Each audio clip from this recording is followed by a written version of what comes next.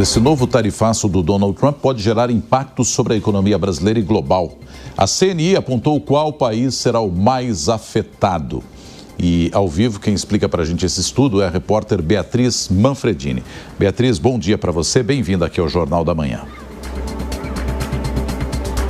Oi, Nonato, bom dia para você também, para a Soraya, para todos que nos acompanham aqui no Jornal da Manhã. Olha, são muitos os afetados, inclusive o próprio Estados Unidos, né? O país, de acordo com esse levantamento da CNI, que é feito com base em diversos números, por exemplo, do IBGE, dos ministérios aqui do país e também números de levantamentos de autoridades exteriores, demonstram, por exemplo, que o PIB estadunidense vai cair 0,37% em média, pelo menos é isso que o estudo demonstra, em razão dessas barreiras tarifárias impostas não só aqui ao Brasil, como também à China e a outros 14 países. Então, eles devem ter uma diminuição no produto interno bruto por lá. Além, claro, tem taxas impostas também à importação de automóveis, aços de outras nações. Então, a média que eles tiraram de tudo isso é uma queda de cerca de 0,37% no PIB dos Estados Unidos.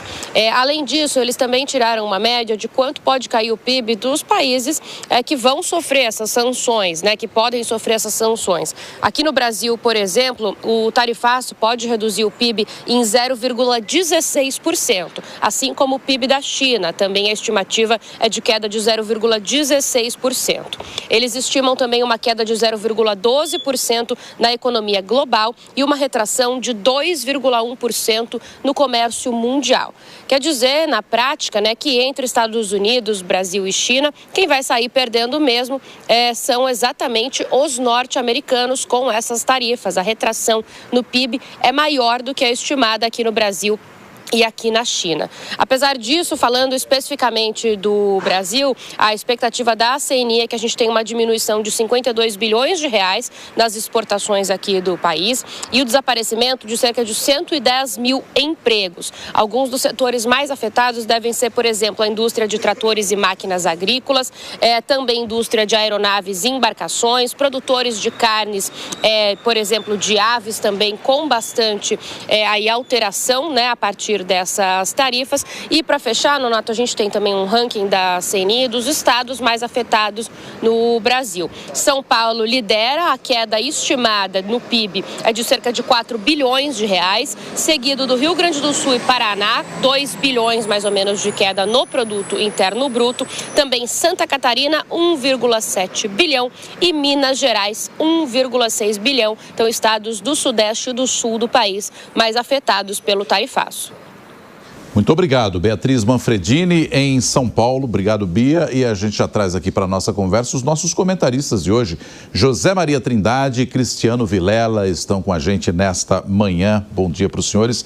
Queria começar com você, Zé Maria, porque a gente tem aí tanto o Alcolumbre quanto o Mota integrados ali ao vice-presidente Geraldo Alckmin, tentando passar ali uma noção de uma coisa mais coesa para se encontrar uma saída para isso. Por outro lado, esse estudo da CNI dizendo que os Estados Unidos é que serão os principais afetados por esse momento tarifário. Aí, quem sabe, uma pressão interna possa fazer com que o Trump recue em alguns pontos, assim como já fez em vários deles. Mas olhando aqui para o nosso quintal, o que dá para a gente esperar em torno dessa coesão que parece haver agora entre o Legislativo e o Executivo para encontrar uma resposta para os americanos? Mais uma vez, bom dia.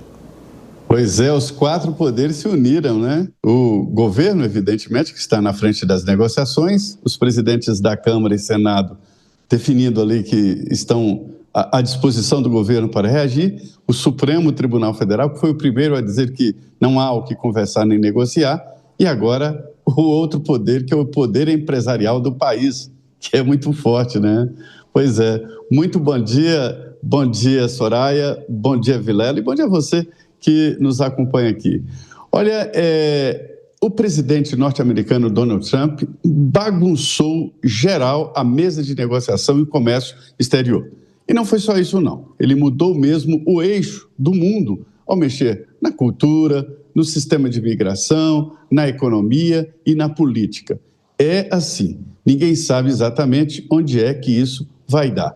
Até o mercado, que é um um tipo de entidade que sabe de tudo, que tudo sabe, está perdido. Uma hora vai para lá, outra hora vai para cá e não sabe exatamente o que vai acontecer com o valor internacional do dólar e também com a economia dos Estados Unidos, que acaba afetando a todas as outras economias. Até ontem, o governo não tinha como e nem abertura para negociação. O ministro, vice-presidente Geraldo Alckmin, abriu a porta. E o governo agora está otimista sobre a possibilidade de negociação que todos querem. Um confronto será pior para o Brasil, é o acordo geral. Mas o governo está na frente das negociações. Olha, os presidentes da Câmara e Senado são agentes políticos, sensíveis, e viram a pesquisa indicando que quase 80% da população indicam que é o momento de governo e oposição se unir. Então, houve mesmo essa união e uma demonstração de força. Se o presidente dos Estados Unidos, Donald Trump, tomar conhecimento do que está acontecendo aqui no Brasil, aí ele vai entender que não é uma briga de Jair Bolsonaro com o ministro do Supremo Tribunal Federal. As instituições, os poderes estão, sim, funcionando e, embora divergentes, se unem em momentos como este agora.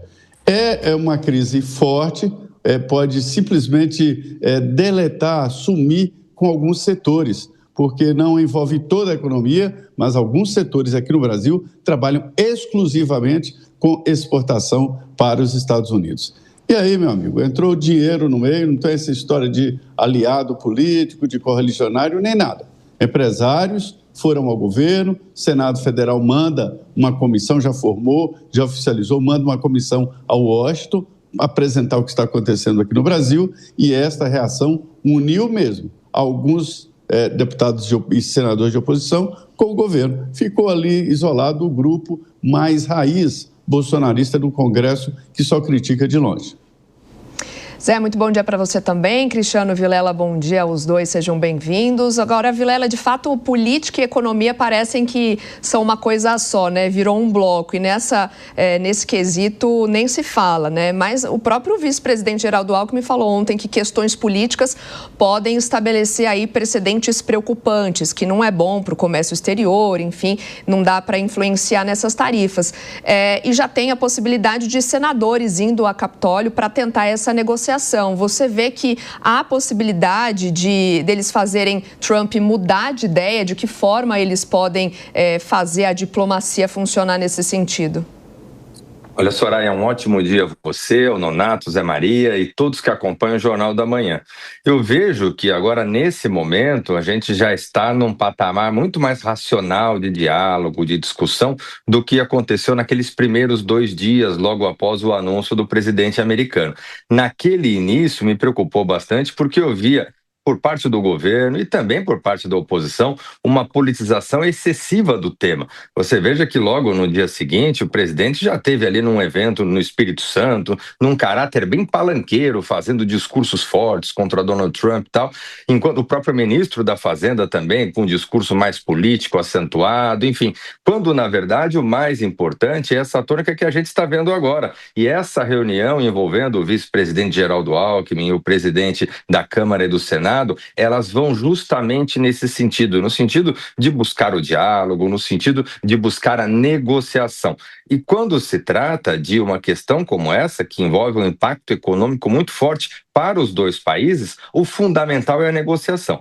Os demais países do globo que tiveram sucesso com relação à redução desse aumento de taxa, desse tarifaço americano, isso se deu justamente no campo da negociação e eu vejo que esse é o caminho. Evidentemente, muitas vezes, ainda precisa encontrar o tom, encontrar a sintonia. Talvez uma comissão parlamentar não seja o melhor caminho para promover essa negociação. Eu vejo que é uma negociação muito mais técnica, feita por quadros da Fazenda e por quadros do Itamaraty. No entanto, já mostra um avançar. Mostra que agora governo e oposição estão com um olhar muito mais voltado para a solução técnica, para a solução do diálogo, para a solução racional dessa questão, do que para o estardalhaço político, que acaba sendo bem do ponto de vista eleitoral, mas do ponto de vista pragmático não faz bem para ninguém.